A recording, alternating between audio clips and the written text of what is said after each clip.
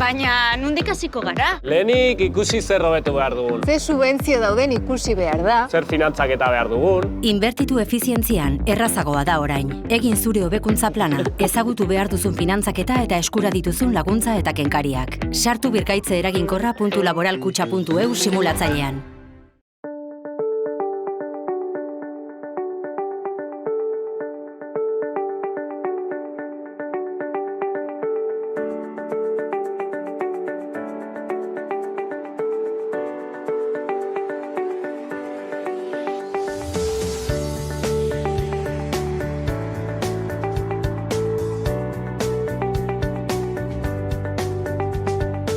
Kaixo eta ongi etorriak saio berri batera, gaur urtarrilak 23 asteartea ez ditugu elkarrizketarik izango, baina betiko moduan goazen gaurko edukiarekin.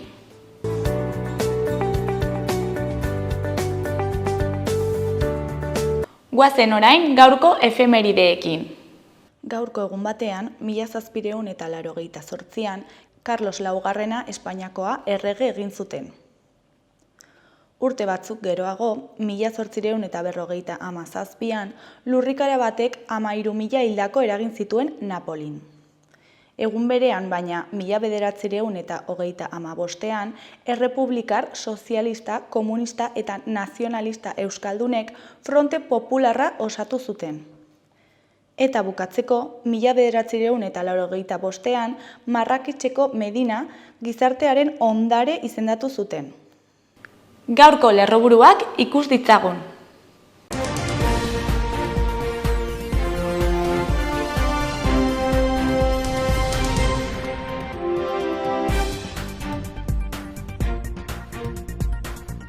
Nafarroak gaurtik aurrera egunero tren zerbitzu irisgarrigoa eta gaitasun handiagokoa izango du Iruña eta Zaragoza artean.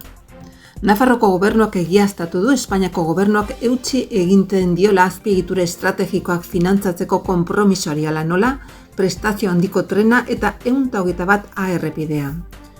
Nafarroko Unibertsitate Publikoak fisioterapia eta jarduera fisikoaren eta kirolaren zientzien gradu bikoitzerako instalazio berri bat eraikitzeko asmoa du Tuteran. Ikastetxetako desfilek udaltzainen laguntza izaten halko dute eta espaloietatik galtzadetara igaro. Alde Zarreko bizilagunek Korraldilloseko aparkalekoan aparkatu ahal izango dute otsailaren 1etik aintzinera. Apirilaren 12an Iruñako Zentral Kafe Antzokian kontzertu emanen du Gorka Urbizuk. Nafarroko 10. trikiti jaialdia urtarrilaren 27an eginen dute Lesakan. Ituren eta Zubietako inauterietako aparkatzeko arazoak ekiditeko bi udalen artean autobus zerbitzu berezia antolatu dute aurten.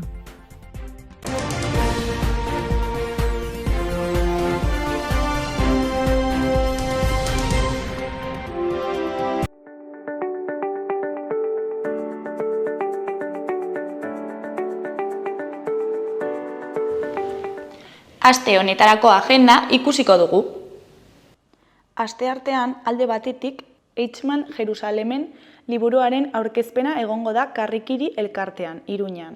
Hannah Arendten Eichmann Jerusalemen gaizkariaren hutsaltasunaren gaineko txosten bat liburua euskaratu du Koro Navarrok eta Mario Zubiaga Garatek hitzaurrea idatzi du.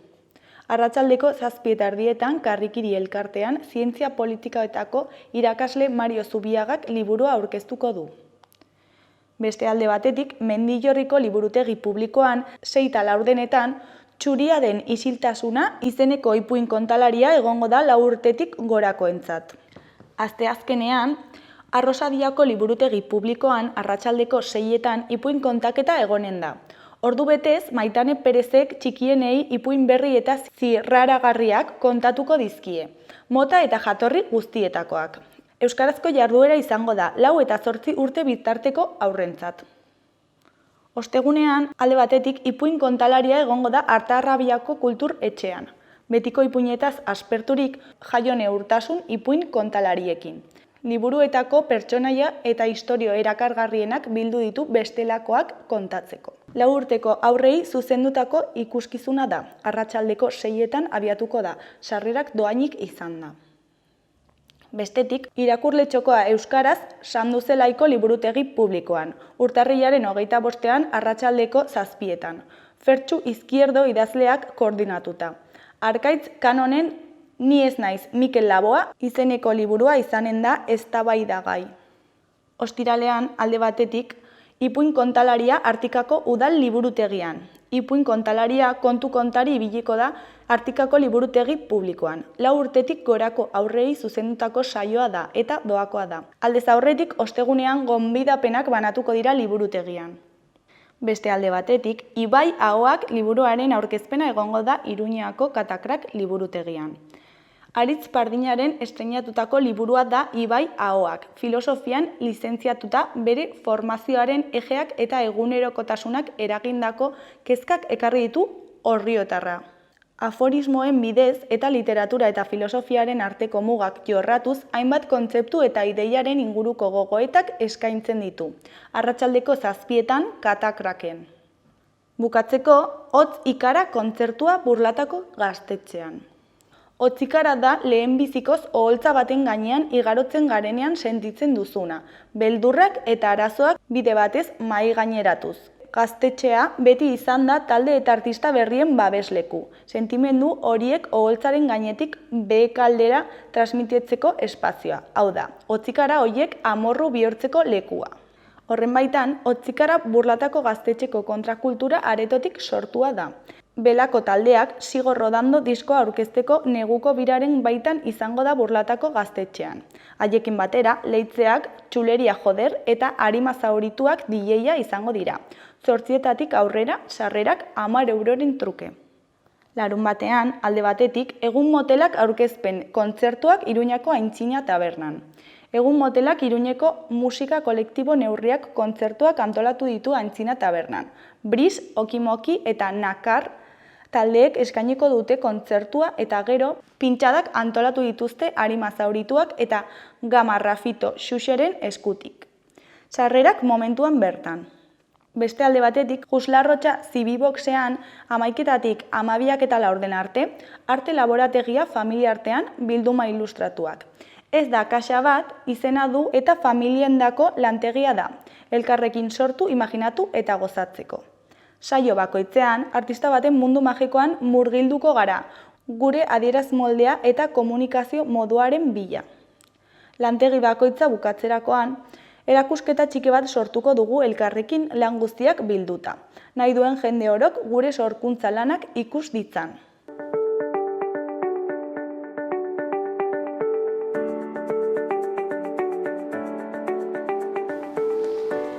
Ikus dezagun gaurko egunkarien azalek zer dioten. Diario de Notiziasen titular nagusian, Espartzak errefusatu egin du PSN-rekin Lizarrako, Barañaingo eta Egueseko aurrekontuak negoziatzea. Udal taldeei debekatu egiten die sozialistekin inolako akordiorik lortzea. Altzorrizek alzaldu du erregionalistek agindu esplizitua eman zutela negoziazioak ez jarraitzeko kontaktuak hasi diren herrietan. UPNek apirilaren 28an egingo du alderdiaren kongresua. Argazki nagusian, patinete elektrikoan dagoen neska bat Iruñeko Txapitela kalean. Titularrean, patineteak velozimetroarekin eta 2 balaztarekin. Atzodanik, mugikortasun pertsonaleko ibigailuek homologatuta egon behar dute eta identifikazio plaka izan behar dute. Goiko berrian, Europar Batasuneko bake plana Palestinako estatua aitortzearen aldekoa da. Borrelek nazioarteko konferentzia bat egitea proposatu du. Hori koloreko berrietan, alde batetik, Zaragozarako tren bat plaza gehiagorekin. Egunerokoa da eta gaur jarriko da martxan. Beste alde batetik, Pamplona Negra hilketaren estenara itzuli da. Mahai inguru batek irekiko du 10. edizioa. Eskuineko berrietan, alde batetik, gobernukideek aurrekontu akordio berria ospatu dute. Bestalde, 3. Boluntariotza planak praktikal hau landa munduan sustatuko du. Jarraian, Diazek lanaldia murriztuko du, enpresaburuek babesten ez badute ere. Bukatzeko, Labek 50 urte bete ditu lanean. Diario de Navarraren titular nagusian, Nafarroako gobernuko langileei ordaintzeko aurrekontua 10% handitu da. Alde batetik, 1863 milioi erabiliko dira, aurreko ekitaldian baino 177 milioi gehiago. Bestetik, soldaten igoera eta osasunaren karrera profesionala igoeraren arrazoien artean. Argazki nagusian, Tuterako aingerua 2024, Nadia Pardo Alfaro, Iris Alfaro Borobia eta Jorge Pardo Arigita gurasoen artean dago, eta bere arreba iratirekin batera. Tuterako Foruen plaza martxoaren 31an aingeruaren jaitsieraren zeremonia hartuko duen agertokian. Titularrean, Nadia Tuterako aingeru bat. Neskatoak egan egingo du milaka lagunen artean martxoaren 31an, Jesusen berpizkundea iragartzeko. Eskuineko berrietan, alde batetik, atxiloketa sarrigurenen taberna baten irteeran bortxaketa saiakera bat egiteagatik. Lekuko batzuen esku hartzeari esker, 30 urteko atxilotuak ezin izan zuen erasoa atari batean burutu. Bestetik, 19 urte eskatu dizkiote preso bati Iruñeko espetxean beste bat hiltzeagatik. Bukatzeko, errezeta elektronikoa Mufaseko 7515 mutualistara iritsi da. Zerbitzua hobetzeak mesede egingo die osasun arretarako itundutako aukera aukeratu dutenei. Goiko berrietan, alde batetik, Peinetako lehendakariak zezenik gabeko Sanferminak nahiago ditu. Bestetik, Eskirotzko industrialdea 22 urte saihesbiderik gabe. Bukatzeko, Goiko eta Roberto Carlos Aresoren gola bezala. Gara egunkariaren titular nagusian, EAJak 2 urtez izoztu du Guggenheim urdabaira zabaltzea.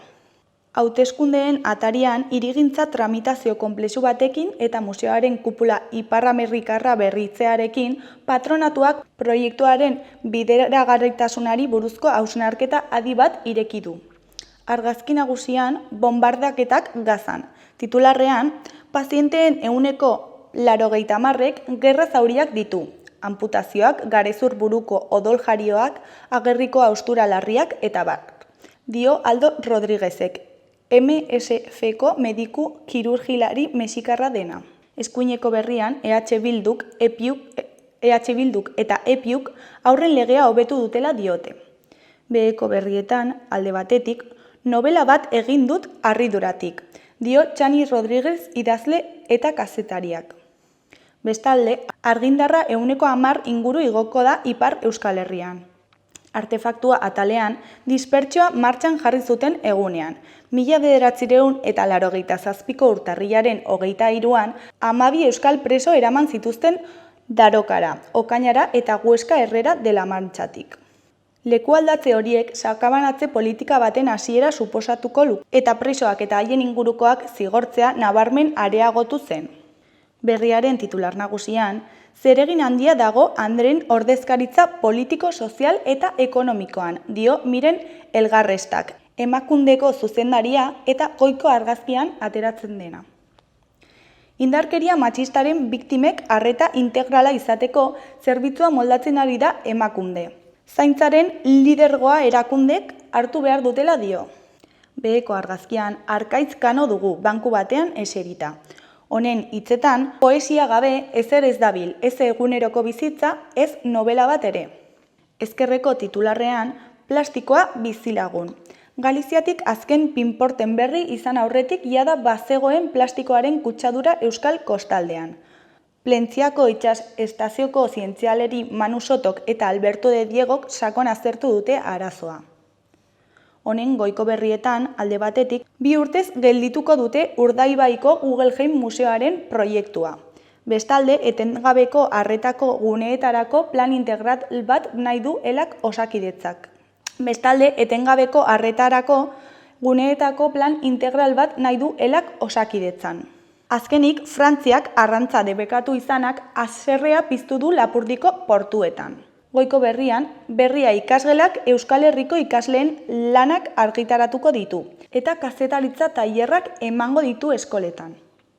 Euskal Herria Irratiaren titular nagusian, eskola eta auzoetako kalejirak espaloira behartu dituen araua bertan behera utzi du Iruñeko udalak. Hemendik aurrera, kalejirak errepidietik joan ahalko dira eta udaltzainen babesa izanen dute. Azken legegintzaldian, UPNren aginte taldeak espaloietara behartu zituen Olentzero, Inauteri eta Erraldoietako kalejirak. Isunak ere jaso zituzten, espaloian kabitu ezinik errepidean sartu ziren kalejiren antolatzaileek. Eskuineko berrietan, Nafarroako sexu indarkeriaren biktimen zentroari Nagore Lafag deitzeak eskatu du Lunes Lilasek. Bestetik, Herriberriko kartela garbitu dute voluntario euskaltzaleek. Duela astebete eraso euskarafoboa egin zuten Herriberrin, Tafallako sarrerako errepide afixaren aurka. Euskarazko Herriberri izena pintura beltzez estali zuten eta gaztelaniazko olite soilik utzi zuten.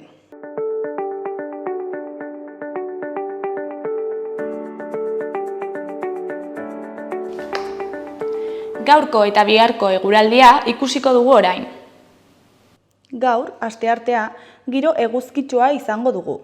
Goizean goiz barnealdeko hainbat bailaratan lanbro eta lainoa gertuko da, eta kostaldetik gertu behe-hodeiak ere bai. Orduak igaroa ahala, giro eguzkitsua nagusituz joango da, eta zeruan goi-hodei fin batzuk besterik ez dira agertuko. Garai honetarako temperatura altuak neurtuko dira. Kantauri isurialdean 19-20 gradura iritsiko gara eta hegoaldean 16-17. Hego haizea ibiliko da, indar handirik gabe, eta arratsaldean haizeak ekialdera egingo du kostaldean. Asteazkenean udaberriko giroa izango dugu. Presio altuen eraginpean jarraituko dugu eta giro egonkorra nagusituko da berriro. Goizean goiz lainogune batzuk agertuko dira eta orokorrean zerua oskarbi agertuko da egun osoan. Hego haizea ibiliko da, arratsaldean brisa. Temperaturan ez da aldaketa handirik izango, baina baliteke minimoak apur bat jeitsi eta maksimoak pitxin bat igotzea.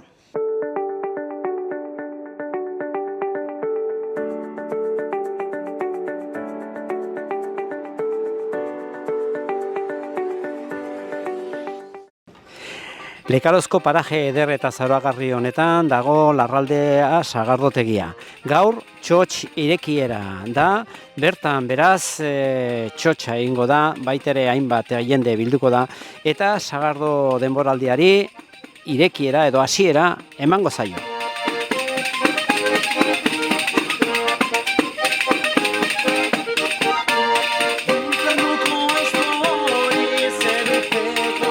Larraldea sagardotegian gaude, aurten bigarren urtean, Larraldea sagardotegiak egiarran urte haunitz daramatza, baztanen sagardoa egiten eta sagardotegi bezala, baina bi urtetik onera talde berri bat sartu da. Eta, horretaz pixkoa solasteko hemen dugu Oianko Garde.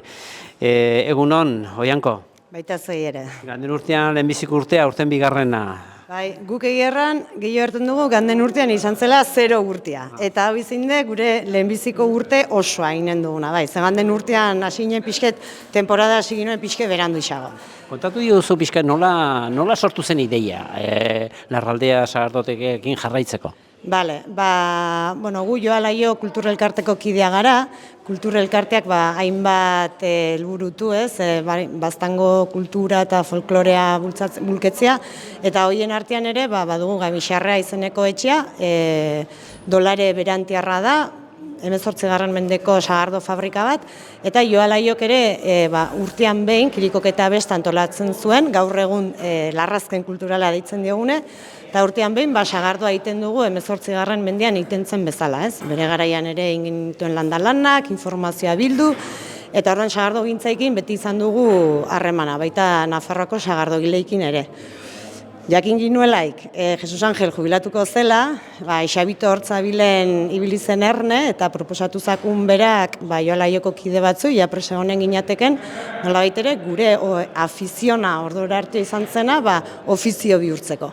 Eta hor sortu zen idea, eta Jesus Angelekin harremanetan patu ginen, eta 2022ko abuztuen edo, Larraldea sagardotegi hartu ginoen guk. Hartu zinuten zuen gain, eta urtean erten duzu bezala, lehenbizik urtea, ganden urtea 0 urtea bezala hartuta, ze espektatiba, nola ikusten duzue ganden urtekoa ikusita? Aurten esperientzia batetik abietzen gara, ganden urtean oiniken 0 urtea izan zenez guk deitzen diogune, eta espektatibak edo aurrikuspenak positiboak, lan iteko gogoz, eta espero dugu dena ongi atratzea, guk baikor gaude bederen eta baikor egon nahi dugu. Bai. Gainera baikor, joan urtean esperientzia ona izan da, harrera ona izan zuen, beraz, aurten pentsatzen dut berritzea, espero duzula, berreztea berriro ere ganden urteko esperientzia hori eta. Bai, hori da, iaz, jende kopuru handana pastu zen hemendik, Baztango eta bertako jendeak ere erantzun zuen, Iruñarriko jendeakin eta iparraldekoekin lana egin ginuen, eta aurten ere, ikusten dugu, zerbait ere utzi ginuela edoine, eta aurten jendea da erreserbak iten, eta konten gara, tokia badugu eniken, eta jendeak segitzen aldu deitzen tranquil eta erreserbatzen, baina egia da, jendeak ongi erantzuten duela, egiarran gero ere jendea gustora dago, hiertzen dakute bederen, eta badirudi errepikatu nahi dutela, eta esker, guretako kristona da, animelekoa. Afiziotik, nolapaitere kultura arlotik, gamioxarreetik, onera pasatzea, ofiziora pasatzea, pauso handi bat da, beraz, orai honek eskatuko dizue, alde batetik, erantzun behar izatea sagardoarekin, bezaldetik baitere jendearen nahi hori asetzea, pentsatzen dut, hori guztiak berplanteatu araziko izango dizuela uniz gauz, edo gutxinez, buelta unitz eman arazik gauza, ez da? Bai, egia da,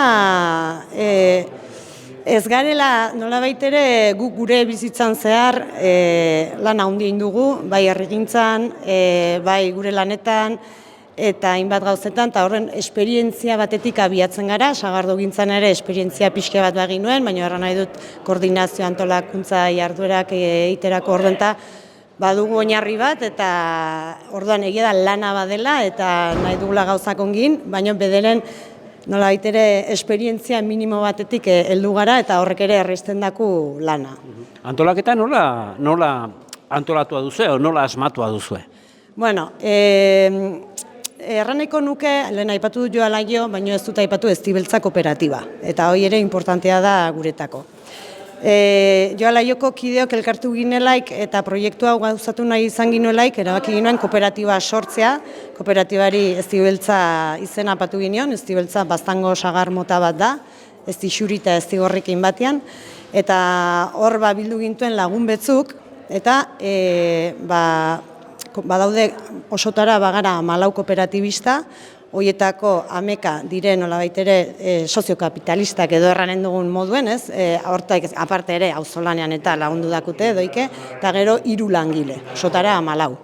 Hor alde batetik badago antolakuntza edo oinarri bat, eta gero hemen oraintxe berean gaude 3 langile, eta gu antolatzen gara, Eztibeltza kooperatibak hartzen du bere gain, erranen dugu 3 ardatz nagusi. Bat da kultura, den aipatu duten gamixarrea fabrika barrokoa edo sagardo fabrika barrokoi dugu, orduan kultura dugu alde batetik, gero bertze alde batetik sagardogintza, eta bertze alde batetik dugu ostalaritza erranen duguna, jatetxea eta orain temporada, orduan nolait ere hola antolatzen gara.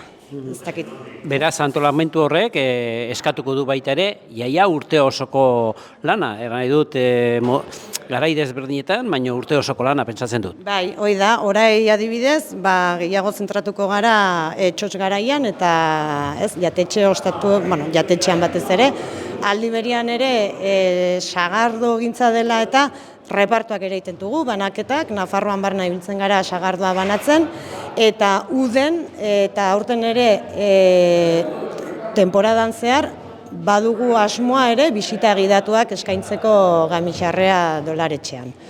Eta hoixen bai, azkenean urte osoko lana da, banaketa lana urte osoko lana da, eta hau, oraingoz, aurre ikusten dugu, maiatza arkeodeki izin dugule, eta uden ere badugu erekitzeko asmoa. Udan, eta hor zetartea izango zenuten, edo urte osoan azkenean ibilite buelta ibiliko zarete, baitere erran nahi dut ostalaritza edo honekin. Ostalaritzan printzipioz maiatza hartio, eta gero uden abuztuen, izin dugu seguraskire dekitzeko asmoa. Aldi berian ez dugu nolabait ere burutik kentzen edo, adibidez autobus bat edo talde kozkor bat, agian urtean zehar bazkari bat egin nahiko balu, dena solastia da eta seguraskire ailegatu ahalko ginateke adostasun baterat edo erran nahi dute aukera hori ere ez dugu baztertzen. Beraz, zenbat personendako tokia duzue momentu honetan? Oraintxe berian hemen sartzen dire 324 lagun. Eta oraingoz temporada alta hasiko ez denez, hementxe jatetxe unten manentugu otordu guziek. Baina ondotik martxo garaian 420 lagun artio mateko asmoa dugu, eta hor prentxagela edo deitzen diogune, hor ere inentugu atiak edeki, eta hor ere mai bat patu, eta orden 420 lagun gehienez sartuko dugu jatetxean. Beraz, hori kalkulatuta daukazue pixko bat. Aurrera begira, plan berriak ere edo badituzue, ikuspegi aldetik, edo oraingoz guazen mantxo-mantxo aurtengo urtea nola daien? Hoxe, oraingoz guazen mantxo-mantxo, erran bezala, ganden uden, eskaini gintuen bisita gidatuek uden bakarrik, aurten adibidez badugu urtean zehar ere eskaintzeko asmoa, ganden urtean igual ere aste tartez ez ginen maiz edeki, baina aurten baina dugu eman aukera taldei eta aste tartez bazkaldu nahi izan ez gero eta bazkariak erreserbatzeko aukera edukitzea, eta oraingoz goazen mantxo-mantxo. Baina horrekin nik uste nahiko osatu edugule proiektua eta gero ganen gara idea berrik eta garatuz. Importantea da minimo bat edo oinarrioi ongi sendo itia eta ondotik ideak batugu haunitz, baina gero behar da denbora, behar da lana eta behar da almena dena iteko eta horrekin konten. Gauzoi dena gauzatzeko. Dena den, ganden urteko 0 urteko esperientzia hori ikusita, ikure ikusen zulei eta azken finean, bastan bidasoako jendeari zer erran nahiko zenioke?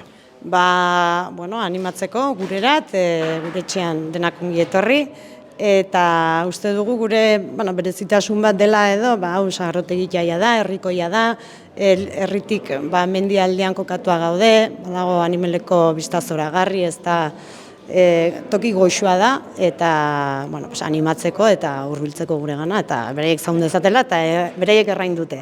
Erki, mil esker eta dena ongi joan da dila. Esker mila honitzuei, eta izan ongi. Aio.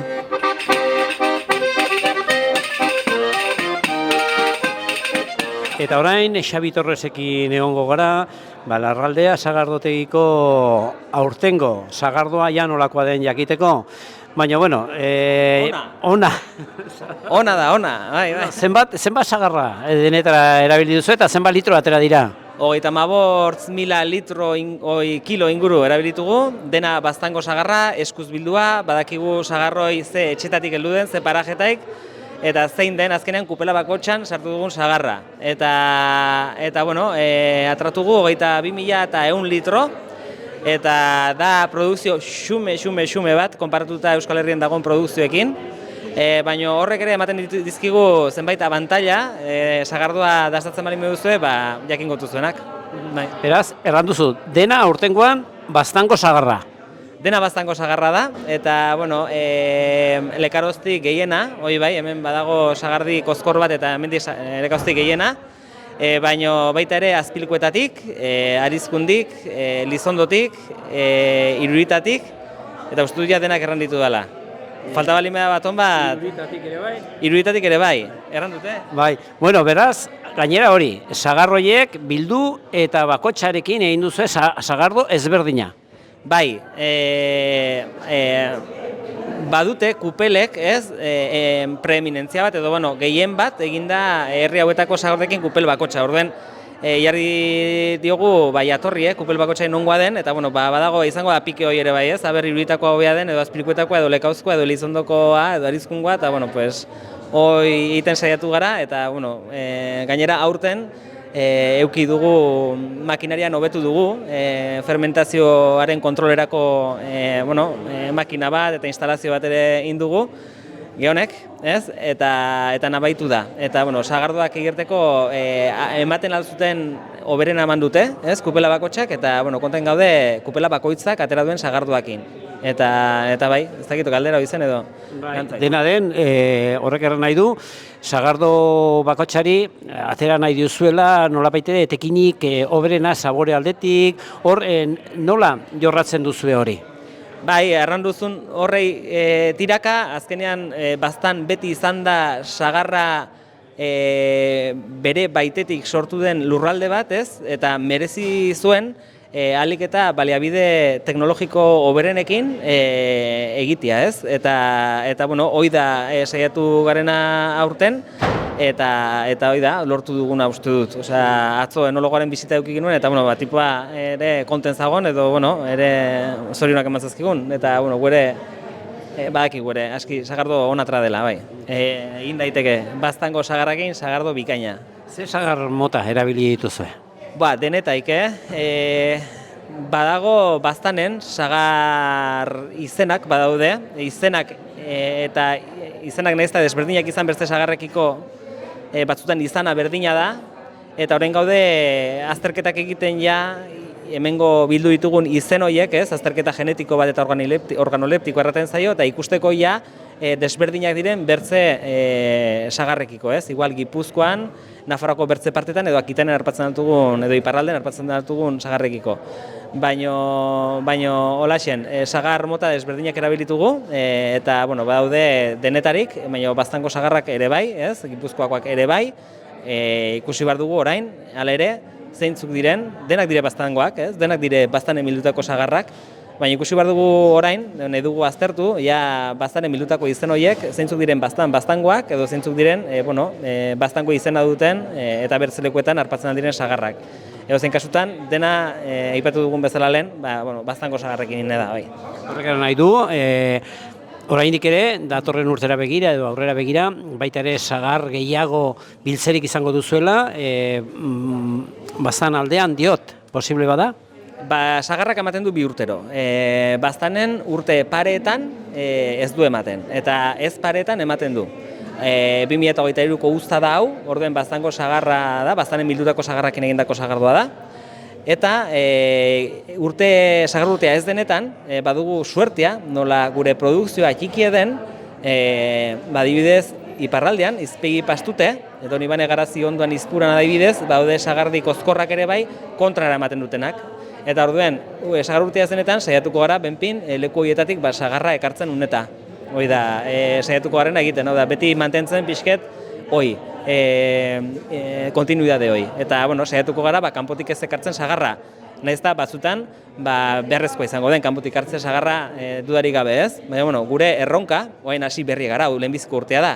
Baina gure erronka da, hemen, sagardi batzuk egitea, modu desberdinan tratatzea, bere inausketekin eta saiatzea urtero produkzio bat eukitzen, ez dut aipatu, baina hemen egin dugun sagardoaren erdia baino gehiago da ekologikoa. Errango nuke dena ekologikoa dela, baina badu esfortzu bat ere bai, sagar produktoren aldetik ere bai, zertifikatzea ere ekologiko bezala eta neurri batzuk hartzea. Orden, aurtengo produkzioa adibidez, gehiena dena sagar ekologikoa da eta gehiena gainera zertifikatu dago.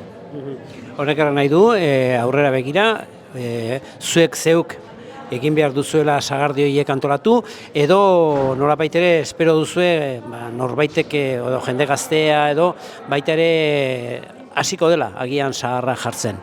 Hor dago, azkenean sagardogintza Nafarroan eta bereziki baztanen beti egon den gauze bat da, jarduera ekonomiko potente bat izan da urtetan zehar, nahiz da, azkeneko hamarkada mendetan nahi bali duzu,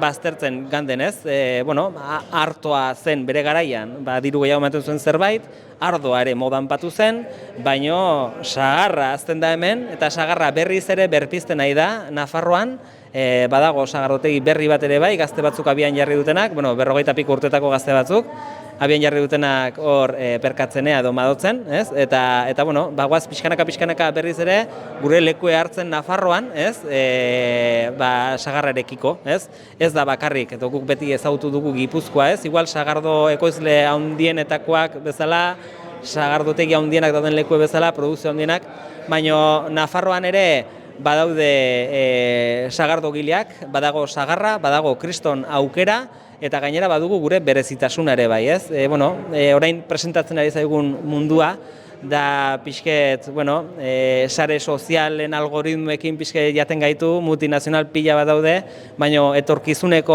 oreka, eta etorkizuneko aukera eta alternatiba da, azkenean hurbileko lantegi txikia, eta sagardogintzak ere ematen du aukera hoi, eta hemen bera, hau ekimen sozial bat da, hau da ekonomia sozialeko adibide bat gurea, Eztibeltza kooperatiba da, eta bueno, hortan, bide hortan gaude, eta aukerak ematen du, etorkizun bat eukitzeko.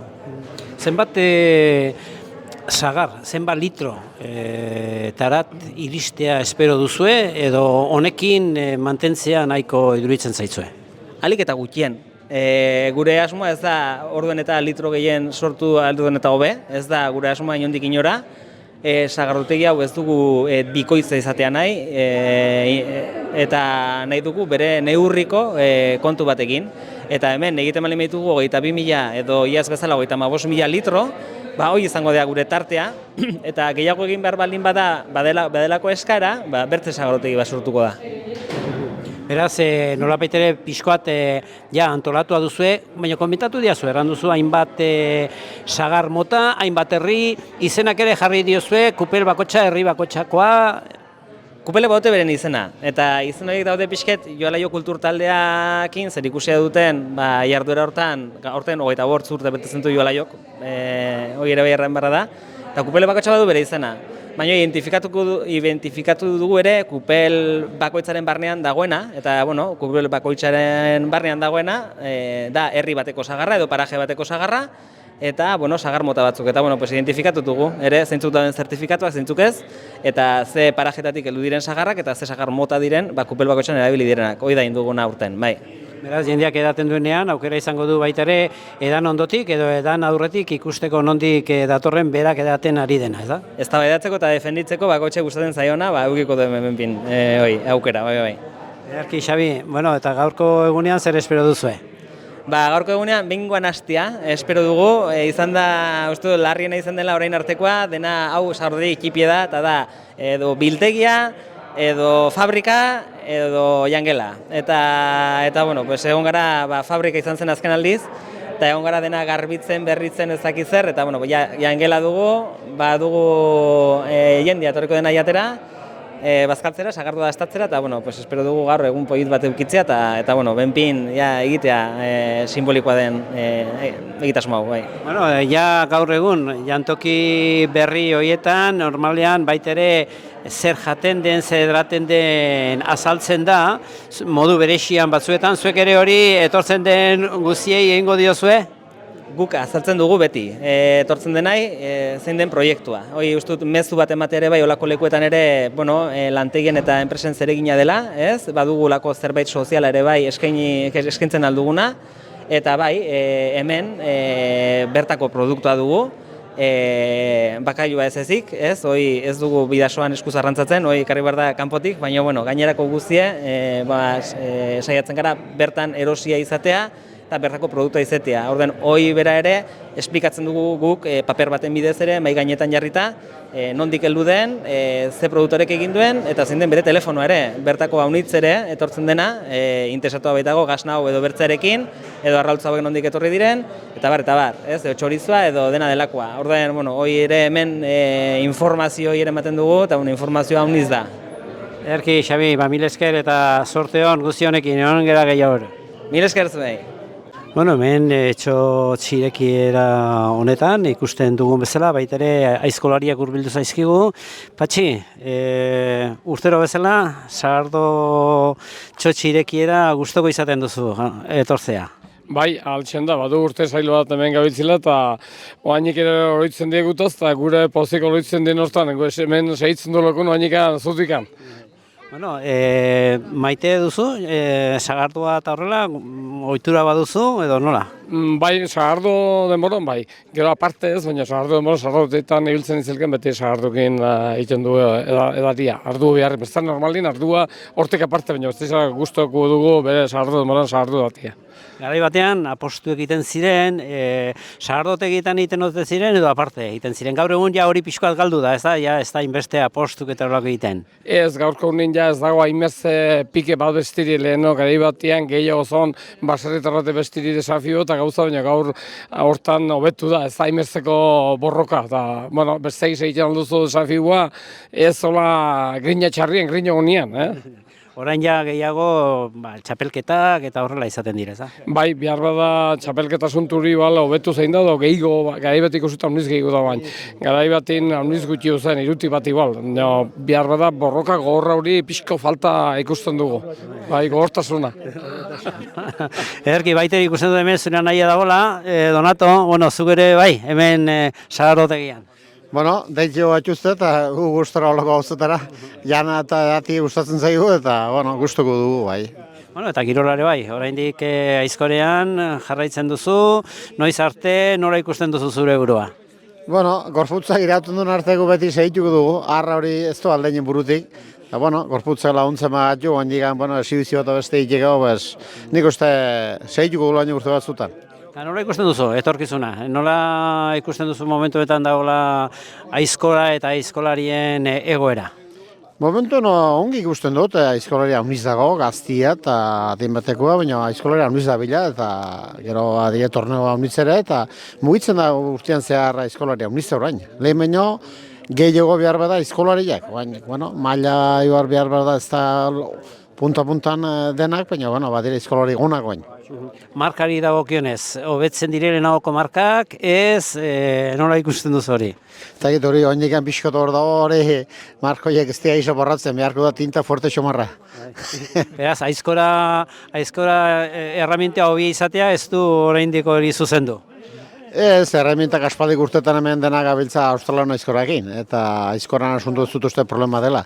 Problema da, bueno, ez dakit zen gatikan, lehenko markazarroiek, indikan oso egitzen dutela, harritzeko da, gauz gehienetan denak hausten dire markak arreunian, baina herrikirolatako, sobretodo, herrikirolan aizkoran. Sobre todo ez dire hor dira oin lehenko zarrak. Igual teknikak, jarra nahi du, teknika ere lehenago arian igual oso gaztetik 4 urtekin igual zuek hasi zineten aizkoran, gaur egun hori ez da gertatzen?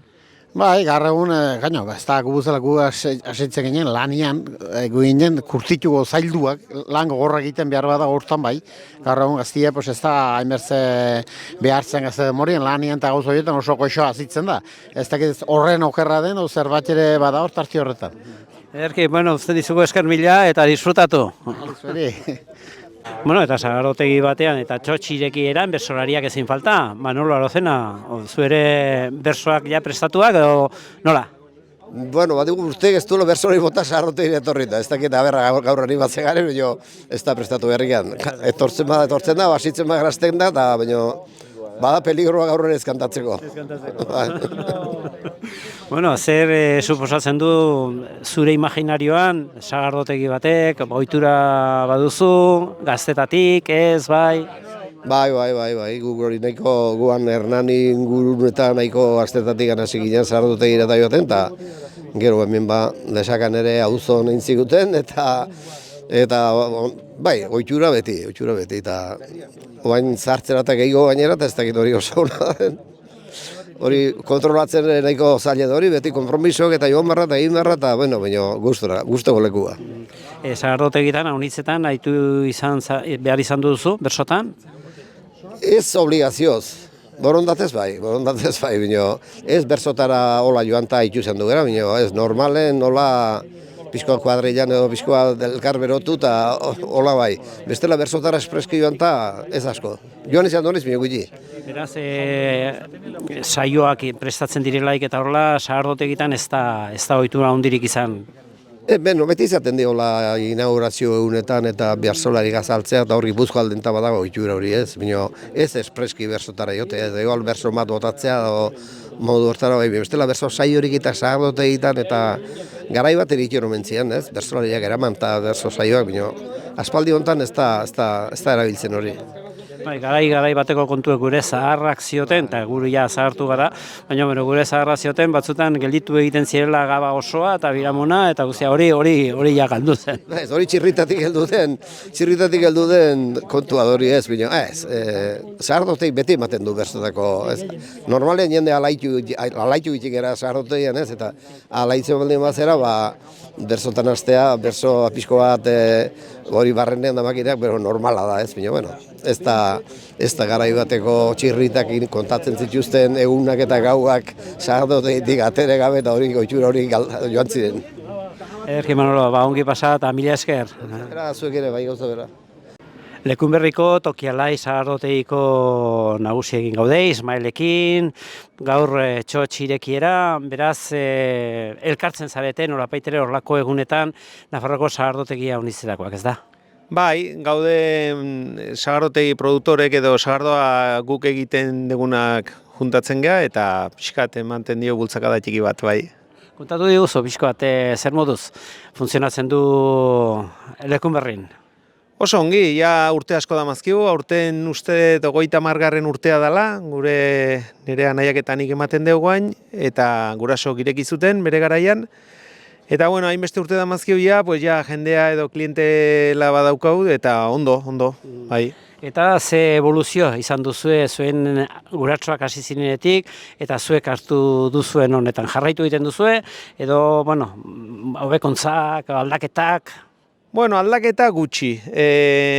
Guraso ematen zutenen, pues, zeuden dedikatuta hortara, eta, bueno, nei geho kamila naukan, anaiak bere kamila zaukan, eta guain indeuna da pixka bat, pues, bat kamila bakendu, eta bion arten batekin gelditu ginen, eta biok ematen deun pixkat nahastuz bi gauzak. Eta gustatzen zaigu, eta bi lanetan gustora itzeko. Beraz, zenbat litro ateratzen duzue, egiten duzue, ekoizten duzue urtean? Depende, baina hortxe 50-60 litroko bueltan ibiltzen geha, inguru hortan bai. Sagarra, ze motatako sagarra, nola egiten duzue? Sagarra, pues, bueno, urtek izaten die, aurten adibidez hemen asko zan sagarra, eta hemen ez danen, edo bizbat urtetiken ez danen, pues, erosi barri izaten dugu Normandia Frantzitikan, Galizitikan ekartzen dugu bai, eta hola, moldatzea. Ze desberdintasuna dago Nafarroko sagardo egiletik Gipuzkoako sagardo egiletara? Ezberdintasuna nik esango nuke bat erez, porque aizken baten egiten dugu denak igual, sagardoa, eta haragia eusten dugu denak leku berdineti, eta pues, dena nik uste igual, nuke diferentzik jarriko. Beraz, tokiak egiten du, eta batek agian hartu duen fama edo hori, eta ohitura, eta agian Nafarroan hori oraingoz gutxiago dela. Bai, a ber, guk ireki gendunetiken onuntzara nabarmen handie aldaketa handie somatu dugu. Guain askoz jende gehiago etortzen da edo ohitura gehiago dauke ireki gendunen baino. Gipuzkoan pues, beti astigarra inguru hori izan da, pues, auspaldiko urtetatik da sagardotegiko tradizio gehiago zaukan, baina bueno, Nafarrora ere, aigara pixkanaka, hurbiltzen eta jendeak ondo gustora. Han erran daiteke agian igual dena toki batzean zentratuta dagoela, eta hemen sakabanatu. Bai, hemen gaude bat punta bakoitzean, pues hemen lekarotzen gaude, gero lesakan dago beste bat, aldatzen, Lekunberrin, eta bueno, gaude pixkat, eta ez gaude asko, ez gaude bertan 3-4 edo, igual hobetogo izango litzeke, jendea pixkat batetik bestea muitzeko, eta alde batea hobetogo izango litzeke askotan ematen du kompetentzia dela, baina ez da kompetentzia, nik esango nuke hobetogo dela. Dena den gustora, beraz, eta evoluzio zerbait, hemen behar duzue, edo ikusten duzue horrela ongi funtzionatzen dula, eta horrela jarraitu behar dela. Bai, guk ez dugu igual, jarritzen dugu urteroko martxan, eta gana berdine jartzen dugu, kalidade berdinekoa, eta pues, jenderi ondo eman jaten, eta bueno, pues, dena presione alba da ajustatuta, pues, jende ez nabarmentzeko joera hundik eta holako gauzik. Ederki, mila esker Ismael, eta dena ongi joan dadila. Bale, mila esker zuri. Agur. Bueno, eta Bazango alkateekin gaude orai, Ambustegi jaunarekin, Lekaoztarron semea eta Lekarozen sagardotegi txotxirekiera. Ze suposatzen du, herrian hemen egotea, horrelako ekitaldi batean? Bueno, poza, ez? Gonbidatu baituzte, eta gaurko egun batean lako gonbidapenak hartzea, arraspo egite, ez? Gainera, ganden urtean ja proiektu berri bat edo abiatu zuten, hemen, Larraldea sagardoteian, eta pozgarri da, ez? Segida izatea, eta gogotsu hola hastea eta segitzea, ganden urtean ere izan ginen aukera behin baina gehiagotan honet tortzeko, eta aurten ere, lehenbiziko gunean torko gara eta gero ere errepikatuko dugu seguro. Beraz, ekonomian pizgarri bat izan daiteke, ez horrelako ekimenak. Bai, ekonomia eta ez ekonomia bakarrik, ez? Kultura ere hor dago eta, ekonomia zirkular horrek ekartzen duen guzi, ez? Nik uste proiektu potente bat badela hemen, bazagon ja azken 30 urtetan, ez? Lekauzen sagardotegi bat, ekologikoa, hemengo sagarrakin eta inden lan handiekin, ez? Jesus Angelek ere intzuen lan handiekin, eta oraingo taldeak ere animeleko indarrakin hartu du, bertze buelte bat eman dio, eta nik uste, ganden urtean ere erakutsi zuen, ez? Jendeak ere erantzun zuen, edo erantzun ginuen, eta hemen ere urte honitzetako uste dut izanen dela segida, ez? Ongi direlakoz, eta hala espero dut segitzea, bai. Utziko dugu, badiduri ja astear daudela, mil esker. Bai, zuei.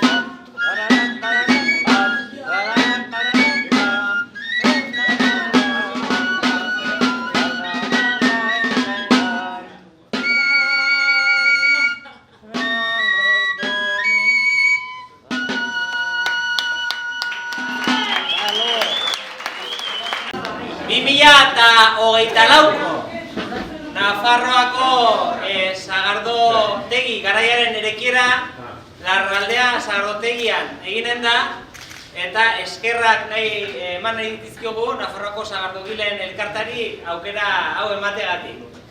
Hemendik goitia lehitu beharra dut. Aurtengo Nafarroako txotx irekiera jende arruntak egitea nahi izan dugu. Jende anonimoa, baina ezin bertzekoak direnak gure jendartea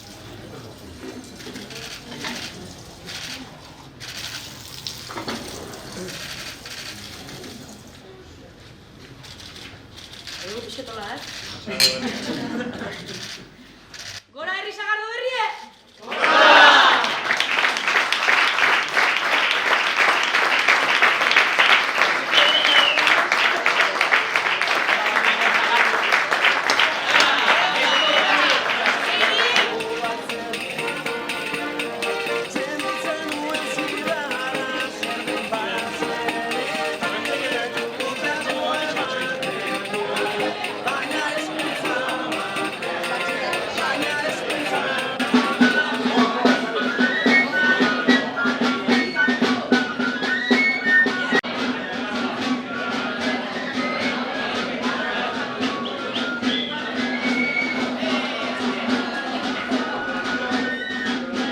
Itziar Torres Letona, zorionak? Esker mile, Bueno, ze sentitu duzu?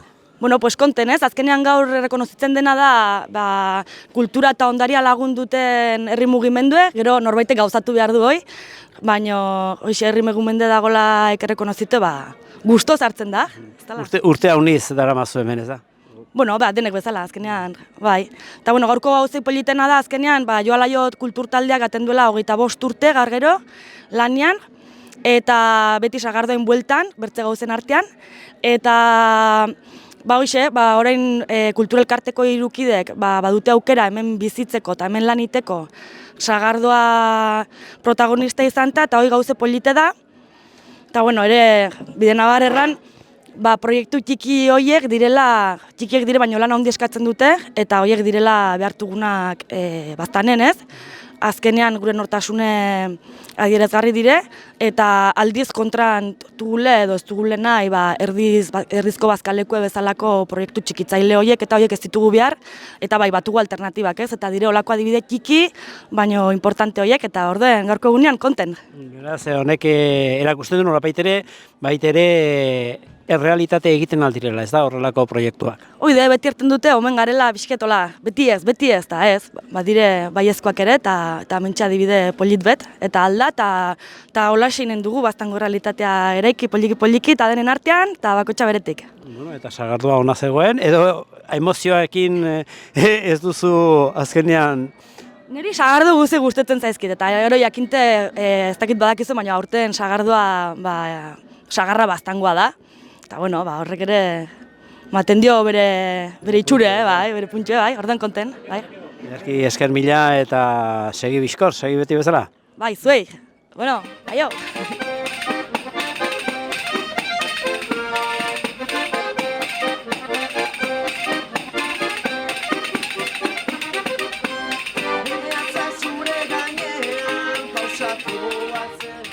Eta ikusi duzuen bezala, eman zaio hasiera, sagardo denboraldiari, hemen Larraldea sagardotegian, baztanen, beraz, konbidatua zaudete, etorri nahi baduzue, bertako produktua dastatu, eta janarian eta edarian, kasu honetan edarian, baita sagardoa. Erranduen bezala Xabik, bertako sagarrekin egina.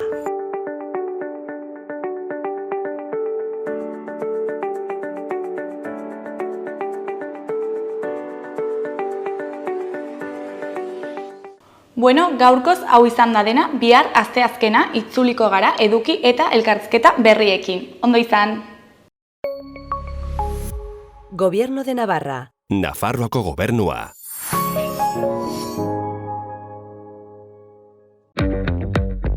Ea nahi dudan, jakina. Eta argiaren fakturan aurreztea. Eta gasarenean. Ona da planetarentzat. Eta orain diru laguntzak dituzte. Inbertitu efizientzian. Egin zure etxe bizitza efizienteagoa eta jasangarriagoa. Eta aurrezten lagun diezazula. Birgaitze eraginkorra.laboralkutxa.eus.